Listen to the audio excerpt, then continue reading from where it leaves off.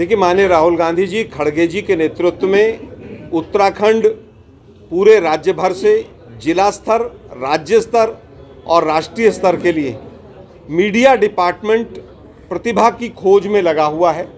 और उसी क्रम में आज हमने प्रदेश अध्यक्ष महोदय के नेतृत्व में यहाँ पर प्रेस वार्ता की, जिसमें तमाम सीनियर लीडर्स हमारे बीच में उपस्थित हैं। और यह आज से 7 दिन तक एप्लीकेशन मांगी जाएंगी और एप्लीकेशन मांगने के बाद स्क्रूटनी प्रोसेस और फिर 2 स्तर पर इंटरव्यू।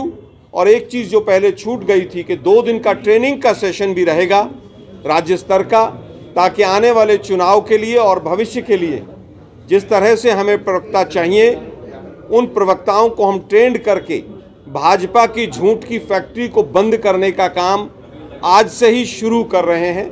यही आज की प्रेस वार्ता का मूल उद्देश्य है।